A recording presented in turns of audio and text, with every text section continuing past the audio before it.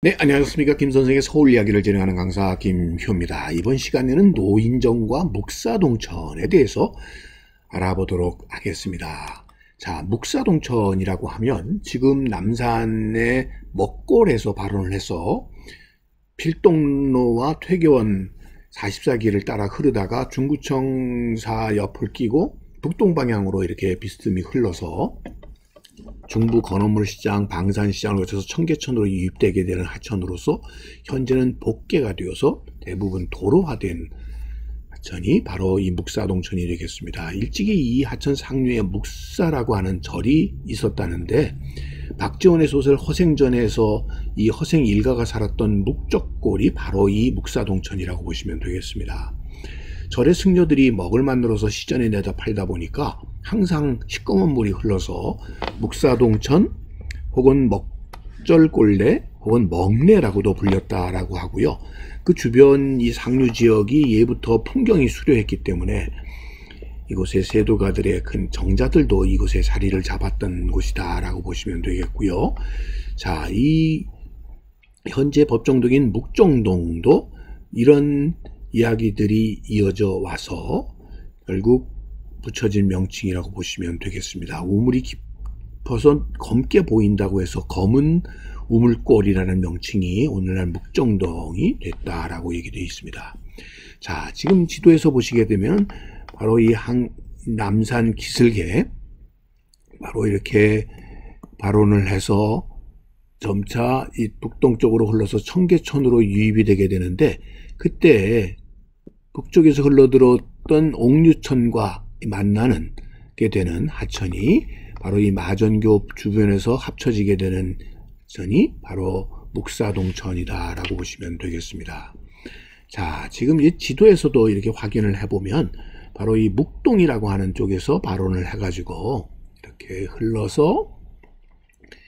흘러가지고 청계천으로 유입되는 마전교 근처에서 유입이 되게 되고 옥류천과 만나는 것이 바로 묵사동천이라는 걸 확인해 볼 수가 있겠고요. 자, 1907년에 경성전도에서도 확인을 해보게 되면 바로 여기 노인정이라고 하는 것이 표시되어 있고 거기서부터 발원을 해서 이렇게 흘러들었다라는 걸 알 수가 있고요. 오른편에 있는 것이 저희 남소문동천에 해당이 되겠습니다.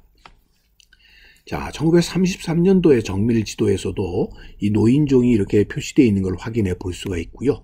여기에서 묵사동천이 계속 흘렀다는 것을 알 수가 있겠습니다. 현재는 다 이렇게 복개가 되다 보니까 그 도로가 바로 이런 도로가 결국 당시에 묵사동천의 흔적이라고 이렇게 이해를 하시면 되겠고요. 자, 이 노인정이 있었던 자리 위치를 지금 보여드리고 있습니다. 자, 지금은 이 남산 터널, 1호 터널 옆과 그 다음에 이 동쪽으로는 동국대학교 사이에 이루어진 계곡을 따라서 이 묵사동천이 발원을 했다라고 보시면 되겠습니다. 자, 이곳에 노인정을 이렇게 세운 사람은 왼쪽 사진에서 보시는 바로 이 풍양조 씨의 세도 정치의 중심인물이었던 조만영이 바로 별서의 정자가 바로 노인정이라고 보시면 되겠고요. 그가 이렇게 세도 정치를 펼 수 있었던 것은 순조의 세자였었던 효명세자 비로 책봉이 되었었던 오른쪽에 바로 나중에 신정왕후가 되는 이 조대비를 딸로 두었기 때문에 그러했다라고 보시면 되겠고요. 자, 이 신정왕후가 태어난 곳은 바로 이 쌍호정으로서 지금의 옥수동 일대가 되겠습니다. 이게 쌍호정 터의 이 건물이 되겠고요. 자, 이쪽이 미타사가 있어서 지금 같으면 이쪽으로 동호대교가 놓여 있는 곳이 바로 이 지역이 되겠습니다. 이곳이 쌍호정터가 되겠는데 두 마리의 호랑이를 보게 되는 이런 태몽으로 태어났다라는 거죠. 자, 그래서 결국 나중에는 세자비를 거쳐서 대왕대비로 이렇게 추정이 되게 되는 것이죠. 자, 그게 원래 이 조만영의 집은 지금 현재 헌법재판소 자리에 있었고 그의 별서가 바로 이 남대문, 이 남산 기슭에 있었다라고 보시면 되겠습니다. 그것의 노인정이라고 하는 것은 현재는 없어졌습니다만 이 노인정 터의 표지성만이 남아있는데, 이 노인이라고 하는 것이 어떤 의미를 갖고 있는 것이냐면 바로 남극 쪽에 있었던 노인성에서 딴 거라고 보시면 되겠습니다. 예로부터 우리는 이 노인성에 대해서 굉장히 큰 의미를 두었었는데, 그럴 수 있었던 것이 노인성 자체가 남극 쪽에 있다 보니까 사실 서울에서는 쉽게 볼 수가 없는 별이죠. 그러다 보니까 이걸 본다는 것만으로도 결국 이거는 장수한다, 또 국가에는 국운이 크게 융성해지는 계기가 된다라고 얘기를 했었고요. 그래서 3번 별을 보게 되면 무병장수하고 9번 별을 보면 뭐 구천에 태어난다라는 얘기까지 나오게 되었고, 그래서 조선시대에는 이 별을 위한 노인 성제라고 하는 국가제사가 있었기도 했고, 오른쪽에 보시는 것과 같은 수성 노인도를 이렇게 그려서 임금의 만수무강 태평성대를 이렇게 기원하기도 했었던 것이 바로 이 노인성이었고, 그래서 이 노인성에 노인을 따서 정자의 이름을 붙였다라고 보시면 되겠습니다.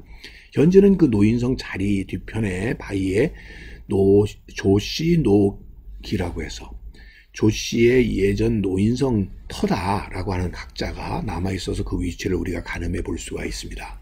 그러나 뭐니 해도 이 노인정이라고 하는 것은 사실 이 단순한 정자의 의미일 뿐만 아니라 1894년에 일본과 조선정부 사이에서 이루어졌던 회담이었던 노인정 회담의 장소라고 하는 것 때문에도 더욱 기억하게 되는데, 당시 동학농민운동이 일어나서 전주성이 함락되게 되니까 정부가 청해 원군을 요청하게 됐고, 이 틈에 일본도 조선에 대한 사전 논의 없이 4천여 명의 군대가 사실 동학농민운동과는 관련이 없는 인천으로 상륙을 해서 서울을 압박하게 된 거죠. 그래서 남대문 밖에 만리창에 주둔을 하면서 조선 정부와의 회담을 제안하게 되면서 주최된 3차례에 걸쳤던 회담이 바로 이 노인정 회담이 되겠죠.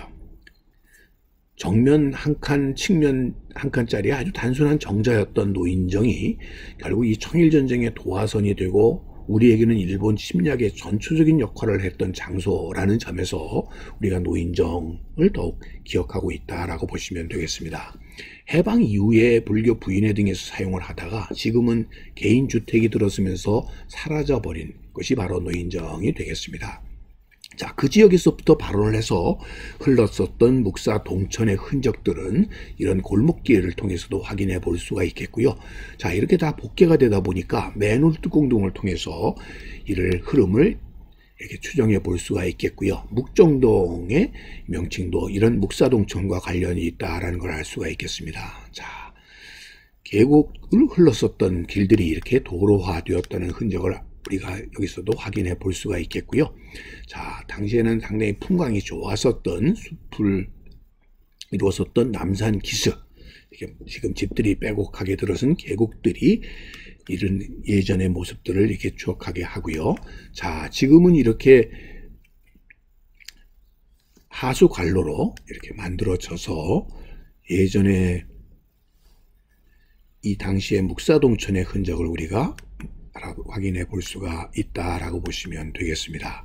현재는 이 지역에 살았었던 서해 유성룡의 집터를 하나의 스토리텔링화해서 예전의 묵사동천의 길이 오늘날은 서해 유성룡의 서해길이라는 명칭으로 오늘날은 다시 우리가 기억하고 있다라고 보시면 되겠습니다. 이제는 서해길이 된 묵사동천과 노인정에 대해서 꽃밭을 가꾸는 김 선생이 말씀드렸습니다.